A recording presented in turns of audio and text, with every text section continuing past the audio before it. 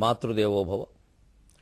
వచ్చిన గౌరవముల విభారతి పాదములల్లు తీవ్యలౌ గుర్చిన ముళ్ళ కంచెలవి గుండెలలోన గులాబీ పువ్వులౌ ముత్యమటల్ స్రవించును అవి ముత్యములు ఈ బ్రతుకాలి చిప్పలో మెచ్చడి స్నేహభావములే మేలి మెరుంగులు జీవితాలకు మెచ్చడి స్నేహభావములే మేలి మెరుంగులు జీవితాలకు. ఏబిఎన్ ఆంధ్రజ్యోతి ప్రేక్షక మహాశయులందరికీ నవజీవన వేదం అనే కార్యక్రమంలో 412వ భాగానికి స్వాగతం పలుకుతుంది. ఇక్కడ కథ చిత్రమైన మలుపు తిరిగింది. మనకు గొప్ప సందేశాన్ని ఇస్తుంది ఇప్పుడు వచ్చే సన్నివేశం. ముఖ్యంగా చదువుకోవలసిన వయస్సులో ఈ ప్రేమల్లోనూ కామవాంఛల్లోనూ పడి కొట్టుకుంటూ ఉంటారే, ఆ భావం మనస్సులో ప్రవేశించినప్పుడు కుర్రాళ్ళు ఈ మాట తెలుసుకోగలిగితే బాగుంటుంది. ఇక్కడ ఒక చిత్రమైన మలుపు తిరిగింది కథ. రావణాసురుడు ఓహో ఇలా బతిమాలడం బెదిరించడం రకరకాలుగా వాడుంటే, సీతాదేవి దానికి ధైర్యంతో స్థైర్యంతో సమాధానం చెబుతూ దేవుడుంటే, ఇంతలో ఓ చిత్రం జరిగింది. మయా క్రీడ మహారాజా సీతయా కిం తవానయా అని అక్కడున్న రాక్షస స్త్రీల్లో ఒక ఆవిడ ముందుకు వచ్చింది. అంతవరకు వెనకాలుంది. ఆవిడ పేరు ధాన్యమాలిని. అది విచిత్రంగా ఉంది పేరు, ఇంకా ధాన్యమాలిని. ధాన్య కటకమని వెనక శాతవాహన రాజుల రాజధాని ఉండి ధాన్యమాలిని. దాని ఆకారం కూడా ధాన్యం కాదులే, ఏదైనా ఉందేమో మరి తెలియదు, మొత్తం మీద ఉంది. అది వచ్చి ముందుకు వచ్చి మయా క్రీడ మహారాజా సీతయా కిం తవానయా, ఏమిటయా తెలివితేటలు లేవు ఏం లేవు, వద్దో వద్దో అంటే దానికి పడి ఎడుస్తావు, దా మరిద్దరం సుఖపడదాం హాయిగా. మయా క్రీడ మహారాజా, నాతో ఆనందించవయ్యా, మనిద్దరం తిరుగుతుందా సరదాగా, యాత్రకి వెళ్ళొద్దాం హనీమూన్. ఏడు ఊరికే వద్దన్న దాన్ని పట్టుకుని తాపత్రయపడతావు, ఏమిటో ఆవిడేదో పాతివృత్యం కబుర్లు, నీకేవో పనికిమాలిన కబుర్లు నీవి, ఏమిటి గొడవ, వీడు చూడడానికి కూడా చికాగ్గా ఉంది మాకు, ఇష్టమైన వాళ్ళు ఎంతమంది ఉంటే మా అందరినీ వదిలేసి అదేమిటా లేనిపోను గొడవ, ఇక మేమెవరో అందంగా లేవు, అలా కనపడుతుంది అంతేనా చూపులకి, చూపును బట్టి ఉంటుంది, అనుమానం ఏముంది, సరిగ్గా వేదాంతమే, దృష్టిలో భేదం ఉంది కానీ మన సృష్టిలో భేదం లేదు, మన దృష్టిలో తప్ప. ఇప్పుడు ఈ సీతాదేవి అంత అందంగా కనపడుతుంటే అందంగా ఉంటుందని మనం తీర్మానం చేసేయడం వేరే, సీత ఎలాగో అందంగానే ఇప్పుడు లక్ష్మీదేవి అందంగా ఉండదు, కానీ అసలు ఆ అందం అనేది మన చూపులో ఉంది. మండోదరు అందంగా లేదా, మండోదరును చూసి హనుమంతుడు లాంటి వాడు సీత అనుకోలేదా, మరి సీతాదేవి అంత అందంగా అంత సౌశీల్యంతో లేకపోతే ఎందుకు అనుకుంటాడండి, పొరపాటు పడ్డానికి కూడా ఒక సందర్భం ఉండాలి కదా, శూర్పణఖను చూసి సీతను ఎవరు అనుకోరు కదా, మండోదరును చూసి అనుకుంటారు, అంచేది ఆ సామ్యం ఉంది కదా.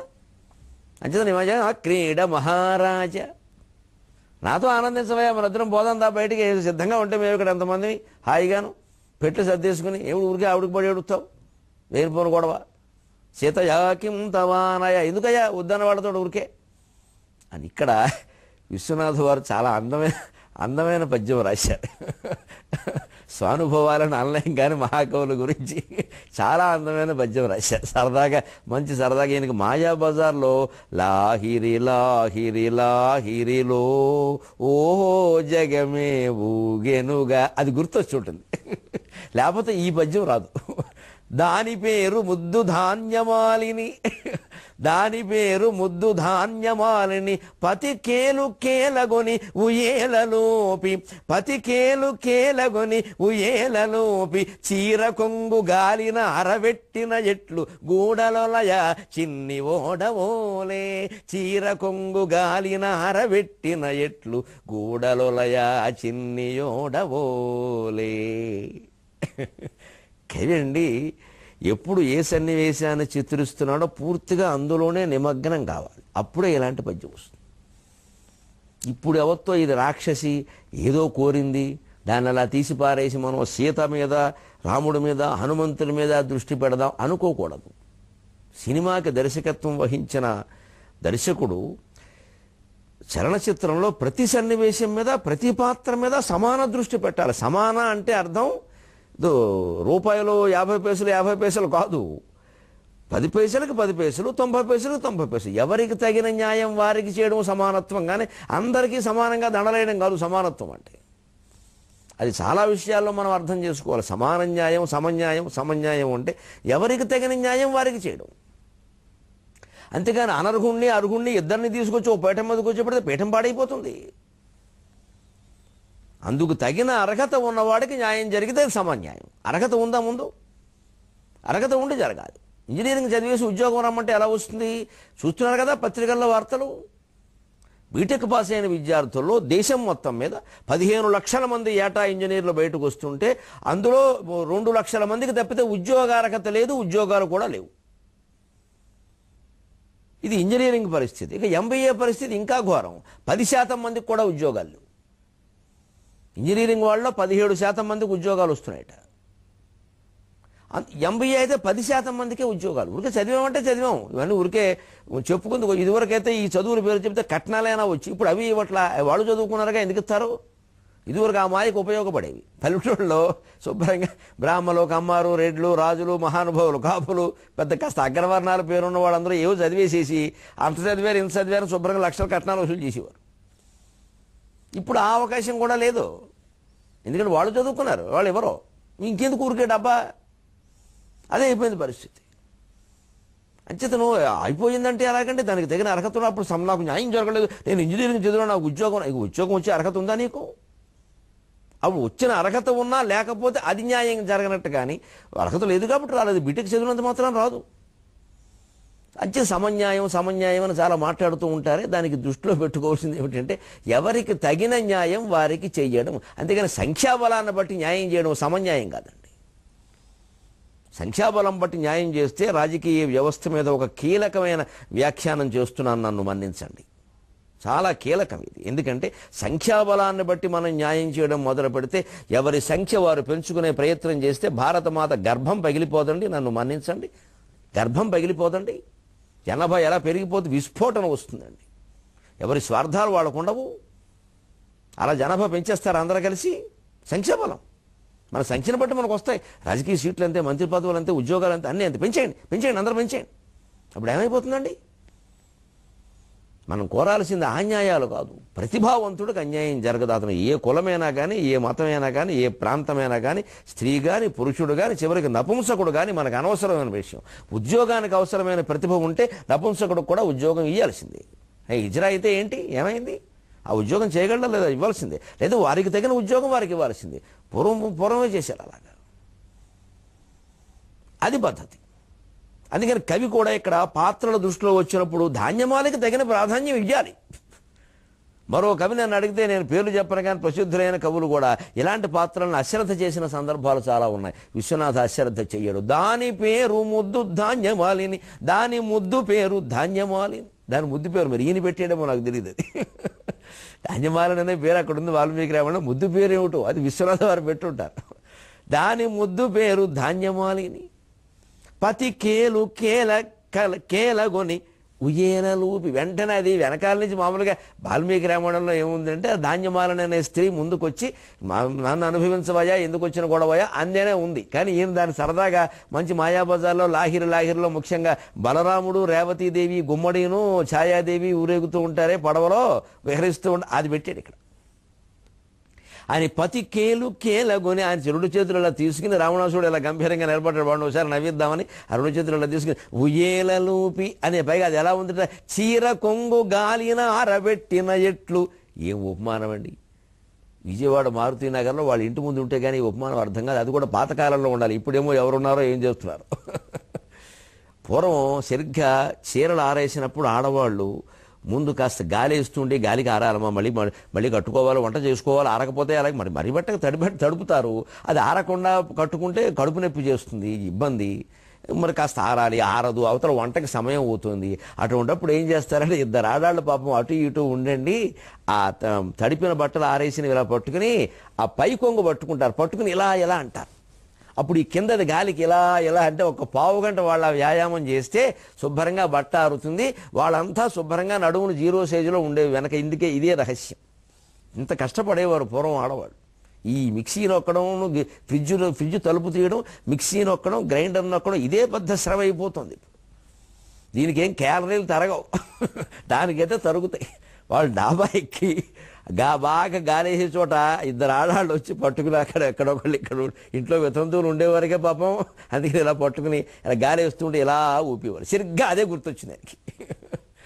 అందుకని కేల కేలగు నీవు ఏలలోపి చీర కొంగు గాలిన ఆరబెట్టిన ఎట్లు గూడలోలయ చిన్ని ఓడవోలే. గూడలోలయ సరిగ్గానండి బ్రాహ్మణుల ఇళ్లలో వచ్చే వ్యాఖ్య ఇది. గోళ్ళ పట్టేసేయమ్మ, గోళ్ళ పట్టి.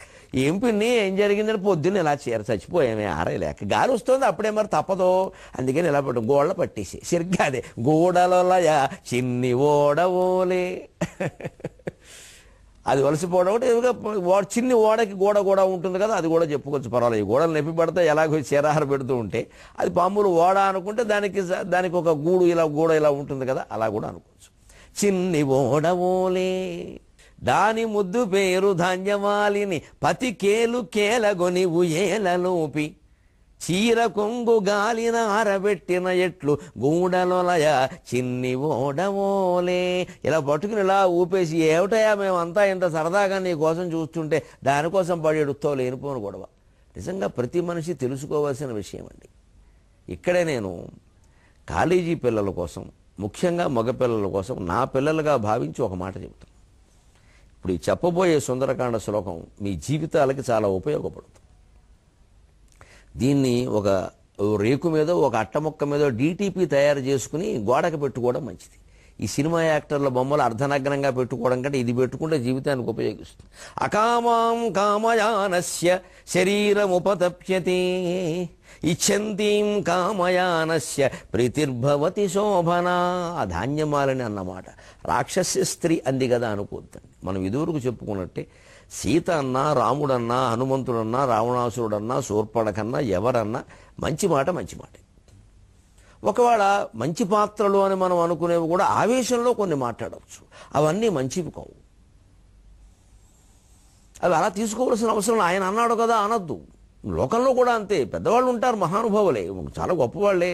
గొప్పవాళ్ళందరూ మంచివాళ్ళు కాదు. దృష్టి మంచితనం వేరు, గొప్పతనం వేరు, తేడా తెలియట్లే. గొప్పవాళ్ళందరూ మంచివాళ్ళు కాదు. గొప్పవాడు అవ్వడం చాలా తేలిక, మంచివాడు అవ్వడమే కష్టం. దాశరథి చెబుతాడు, నరుడు కవి కావచ్చు, పండితుడు కావచ్చు, గాయకుడు కావచ్చు, మహారాజు కావచ్చు, నరుడవుట ఎంత దుష్కరము సుము. మనిషి కావడం చాలా కష్టం అన్నాడు. మనిషి అవ్వలేకపోతే ఇంక దేవుడేలా అవుతాడండి. ఆ గొప్పతనానికి మంచితనానికి అంత తేడా ఉంది. మనం గౌరవించవలసింది మంచివాళ్ళని, గొప్పవాళ్ళని కాదు.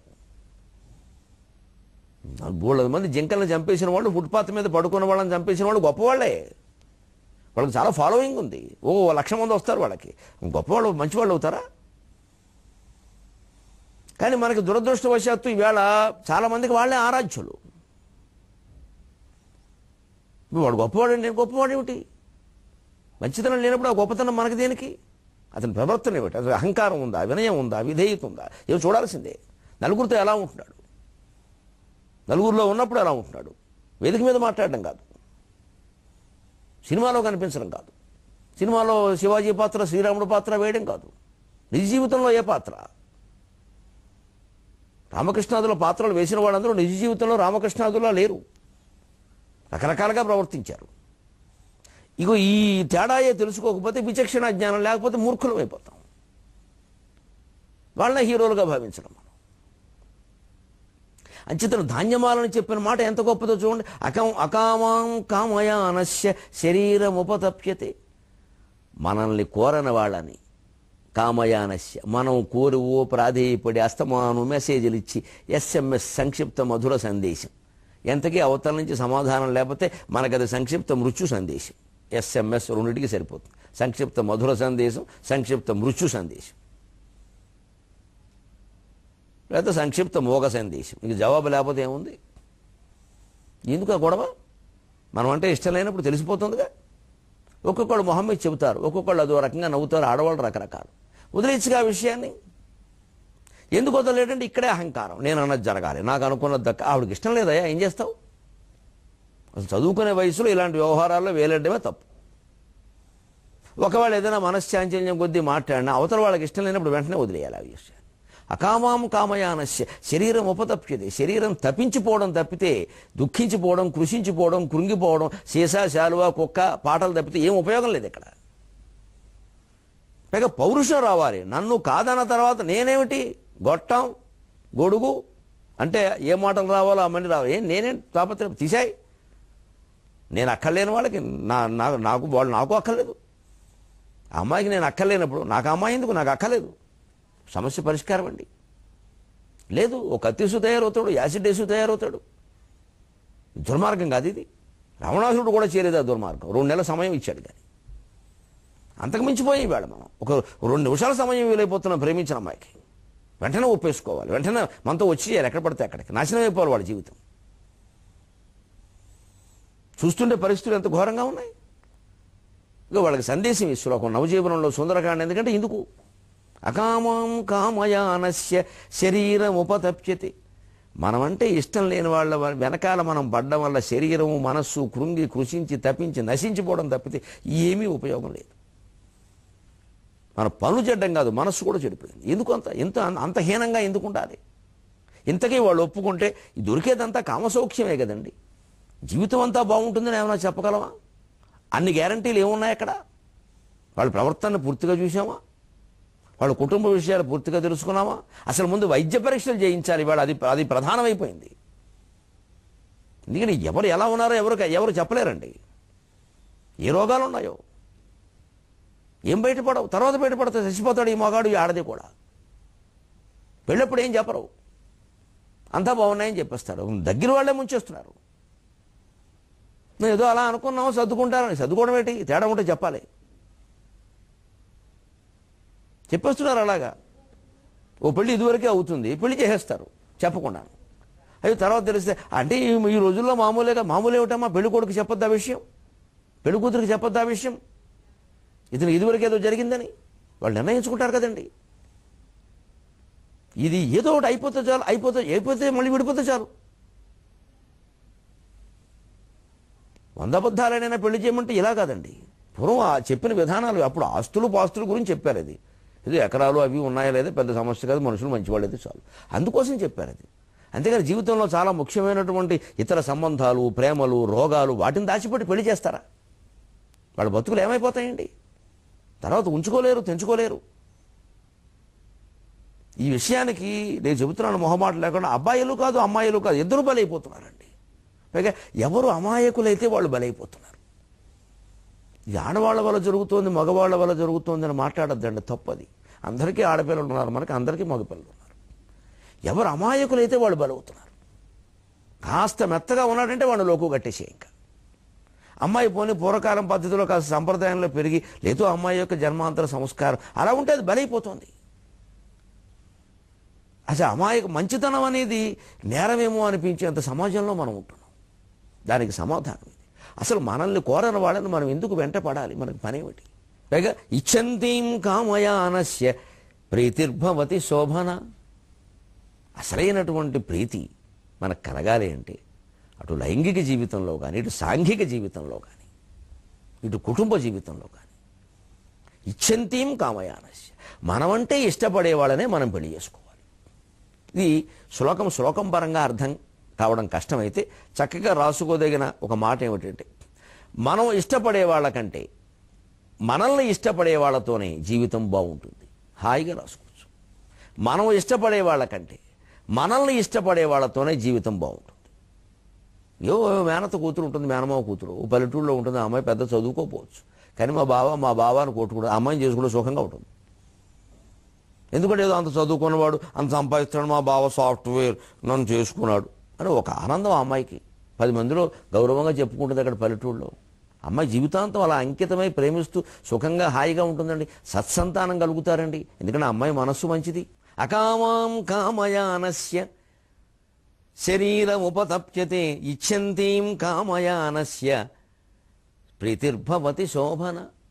ఇచ్చంతీం మనం అంటే బాగా ఇష్టపడి కోరుకునేవాళ్ళని, కామయానస్య వాళ్ళని మనం కూడా కోరుకుంటే శోభన ప్రీతి భవతి.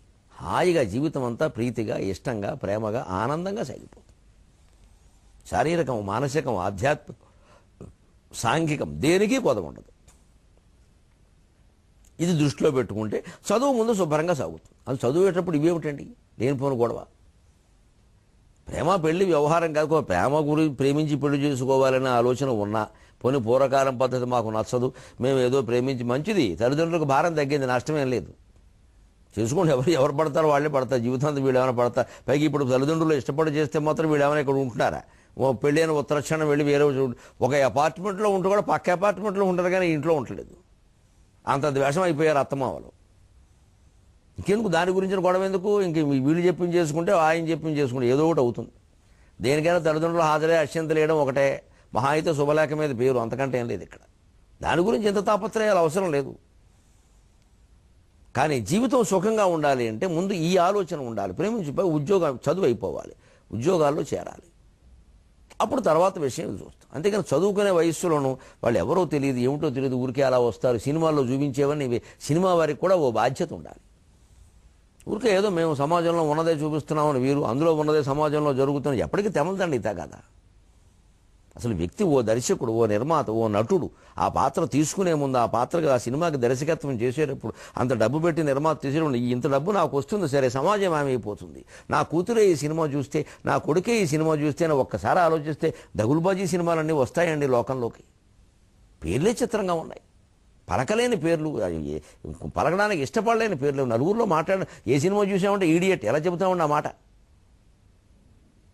ఇవే సినిమాల పేర్లు, అవి వాళ్ళని హీరోలకి చూపించరు. అంటే ఈ వ్యాధి నుంచి బయటపడాలంటే ఒక చక్కని తెలుగు పద్యం, విశ్వనాథ వారి పద్యంతో పాటుగా కోరితిను ఒక్క భామను అది కోరదు నన్ను, కోరితిను ఒక్క భామను అది కోరదు నన్ను, మరెవడో మదిందూరెను దానికి అతడొక ధూర్తుడు వేరొక తెన్వరించే. కోరితిను ఒక్క భామను అది కోరదు నన్ను, మరెవడో మదిందూరెను దానికి అతడొక ధూర్తుడు వేరొక తెన్వరించే. నన్గోరుచు నెచ్చుచున్నదొక కోమలి నాకది నచ్చదయ్యి, నన్గోరుచు నెచ్చుచున్నదొక కోమలి నాకది నచ్చదయ్యే. ఛీ మారుని ధాటికిన్ పనికి మాలిన వారలమైతి వందరు, మారుని ధాటికిన్ పనికి మాలిన వారలమైతి వందరు. ఈ ప్రేమ వ్యవహారాలు చూసి సరదా కలిగిన పద్యం. దీనికి మూలం సంస్కృతం ఉంది. యాం చింతయామి సతతం అని ఇదివరకు భాగంలో చెప్పేదాన్ని. నేను అమ్మాయిని ప్రేమిస్తున్నా, కోరితే ఒక్క భావన అది కోరదునను, దానికి నేనంటే ఇష్టం లేదు. నేనంటే నేను అనుకోకండి, ఉదాహరణకి చెప్పా. మరెవడో మదిందురెనుధా దానికి అతడొక ధూర్తుడు వేరొక తెన్వరించి.